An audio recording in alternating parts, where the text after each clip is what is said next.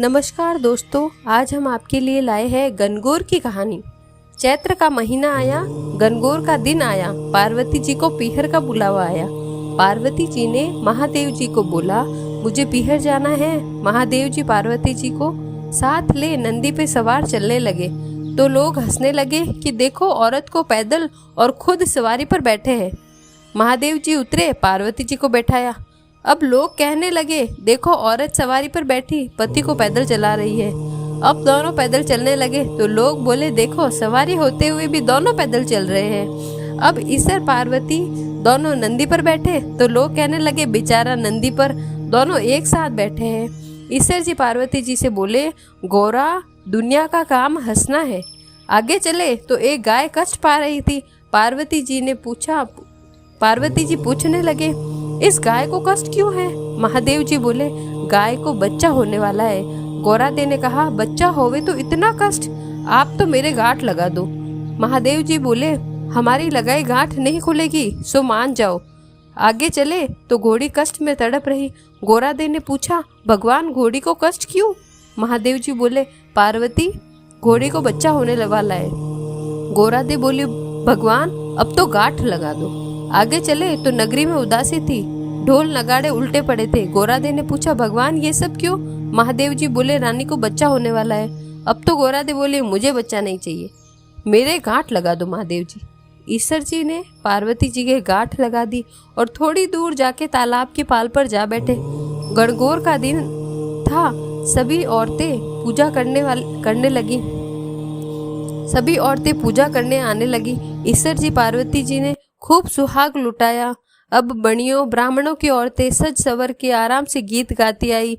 गौरादे बोली, महादेव जी, ये औरतें अब आई है। महादेव जी बोले, गौरा, नैनों से काजल, नक से मेहंदी, मांग से सिंदूर, टिक्की में से रोली निकालो, जल में घोल, सबके अमर सुहाग का छींटा दो। पार्वती ने इसी विधि से सभी कन्याओं और स्त्रियों को अमर सुहाग बांट दिया। अब ईश्वर जी के साथ गौरादे पीहर आई। ईश्वर जी जीमने बैठे तो जो बनाया सब जीम गए। अब गौरादे बोली, माँ, मैं तो बेटी हूँ, कुछ भी जिमा दे। माँ ने छीके में से जला बाटियां बबथुए की पिंडी परोस दी। गौरादे ने जीम कर जल पी लिया। माँ ने सीख दी। वहां से निकलकर ईश्वर गणगौर पीपल के नीचे आराम करने ठहरे। गौरादे को ठंडी छांव में नींद आ गई तो ईश्वर जी ने सोचा, पार्वती ने क्या खाया होगा, और पार्वती के पेट की ढकनी खोल देखा।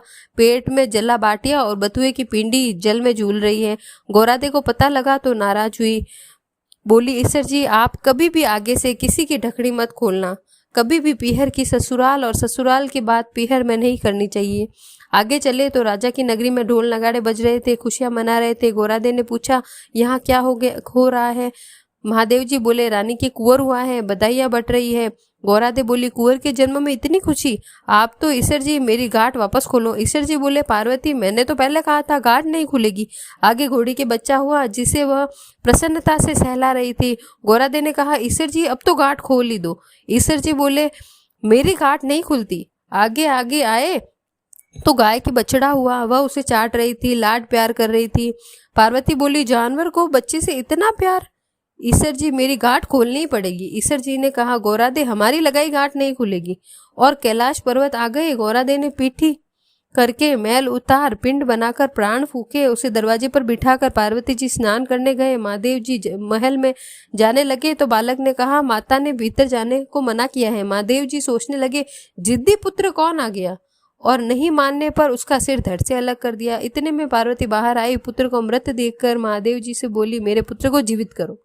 महादेव जी ने गणों को भेजा, जो भी माँ अपने पुत्र को पीठ दिखा करके सोए, उसके पुत्र का सिर काट लाओ। घूमते घूमते गणों ने देखा एक हथिनी ही अपने बच्चे को पीठ करके सो रही थी। अन्य कोई नहीं मिला, सो उसके बच्चे का सिर काट लाए। महादेव जी ने उस सिर को पार्वती के पुत्र के धड़ से जोड़कर प्राण फूंक दिए और मात्र भक्ति हेतु बालक को आशीर्वाद देकर पार्वती से बोले, हे पार्वती, तेरा पुत्र सर्वप्रथम पूज्य गणेश बनेगा, सारे कार्य तभी सफल होंगे। हे ईश्वर गणगौर, कहानी कहने सुनने होकारा भरने वालों को सभी को अमर सुहाग देना, सुख समृद्धि वंश वृद्धि देना। जय हो गणगौर माता की, जय हो ईश्वर भगवान की। चैनल को सब्सक्राइब करें और लाइक करें और बेल आइकन को दबाएं। धन्यवाद।